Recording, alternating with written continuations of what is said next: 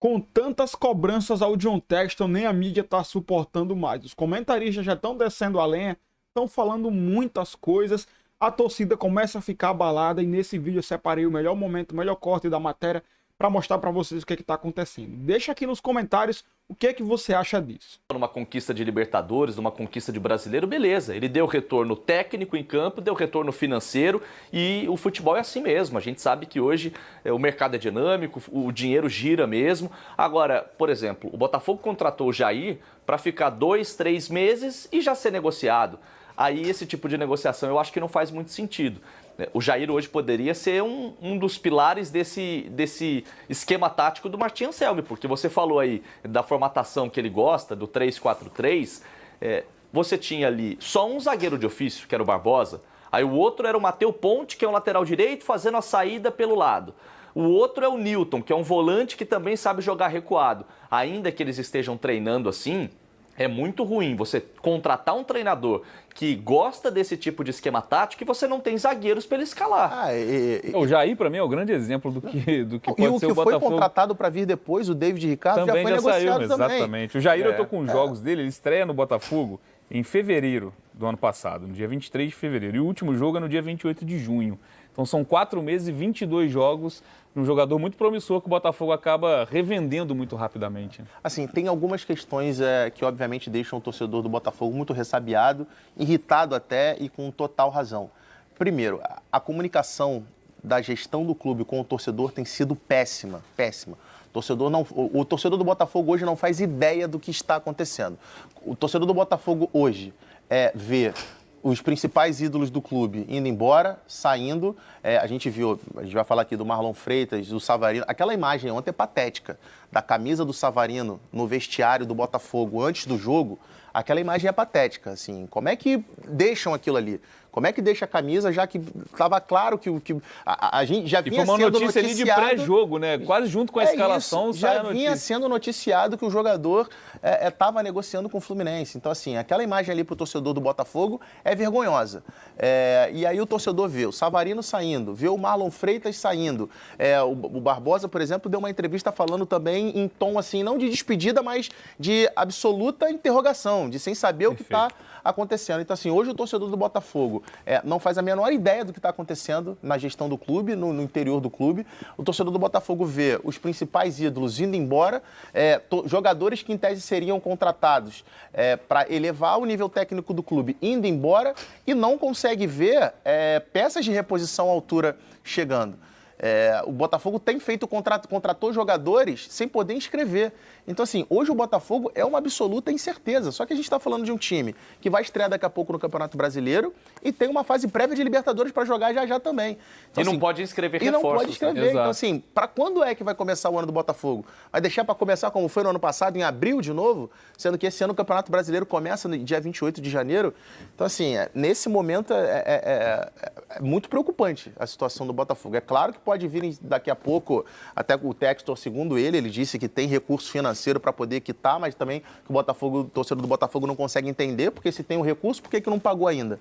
Mas, assim, nesse momento é muito preocupante o planejamento do Botafogo na temporada. Nesse momento, na prática, só saem jogadores, né? Isso. Mais um caso do Savarino, como o Pedro trouxe, né, Vini? Uma situação inusitada, para não usar outro termo aqui, sobre essa questão. Ele saindo para um rival, inclusive, para reforçar o Fluminense, depois de uma novela que a gente também achou que já tinha sido encerrada, mas ganhou novos capítulos. E o próprio técnico, né, o Martin Anselmi, ele fala que foi um desejo do jogador em deixar o Botafogo. Acho que a situação do Botafogo também gera isso nos jogadores, né? Nessa observação do que está sendo o futuro do Botafogo. Não pode ser coincidência. O Marlon Freitas sai do Botafogo, ídolo do Botafogo, para poder assinar com o Palmeiras. Um rival ali, a rivalidade que se criou entre Palmeiras e Botafogo. Óbvio, o torcedor tem total razão de ficar chateado e tudo mais. Mas, assim, não é coincidência que sai o Marlon Freitas, o Savarino faz opção também por sair. Aí, como eu falei agora, o Barbosa, que é um líder, talvez o principal líder do elenco do Botafogo, também falando, que está perdido, que na verdade está perdido ali porque não sabe exatamente, não tem comando. A impressão que hoje o Botafogo, como gestão, passa para o seu torcedor é que está sem comando. E isso, cara, são jogadores que, embora eles tenham muita identificação, que eles amem o Botafogo, que sejam ídolos da torcida, cara, mas esses caras eles querem jogar, eles querem ser campeões, eles querem brigar por coisas maiores. E o Botafogo, nesse momento, passa a impressão de que não tem uma ambição nesse nível que esses caras já conquistaram. O Barbosa, por exemplo, o cara estava ali, conquistou tudo, Libertadores, Campeonato Brasileiro. Esse cara quer repetir isso de novo. E o Botafogo, ao que tudo indica, ou o que aparenta nesse momento, é que não tem essa ambição nesse momento. É isso, né, Vini? Até quem fica vai observando o cenário que vive o Botafogo hoje, né? É aquela história do último apaga-luz, né? Quando você começa a perceber que as referências do vestiário estão indo embora, eu acho que é até natural essa entrevista do Barbosa, né? O torcedor, claro, está no direito de, inclusive, questionar a decisão dos ídolos. Pô, Marlon Freitas era ídolo, não é mais, tá no Bandeirão, tira do Bandeirão. Essa é uma outra discussão. Eu acho que o torcedor tem direito e tem razão sempre em questionar, em debater quem é ídolo, quem não é, uma coisa muito passional, muito pessoal. Agora, não dá pra gente questionar os caras que estão dentro do vestiário quererem sair, porque você não vê ninguém chegando para reforçar e você só vê os companheiros saindo. Eu acho que é até natural o Barbosa dar uma declaração como essa. E essa situação do Savarino, de a camiseta aparece, tá no vestiário, gera no torcedor essa sensação de que a novela terminou, de que ele vai continuar, e aí minutos antes da bola rolar, você descobre que o cara pediu para não jogar, né? Assim, não é coisa de time, não mostra o profissionalismo que se espera de um time gigante como é o Botafogo, né? É porque assim, eu tenho dificuldade de acreditar que o Savarino comunicou que não queria jogar faltando 1 hora, 40 minutos para o jogo começar. Assim, tem dificuldade de acreditar. E com relação a isso que o Vini muito bem disse, a própria mensagem para o mercado, né? Porque vamos supor, beleza, o Botafogo amanhã consegue pagar o que deve do Almada e cai o transfer ban.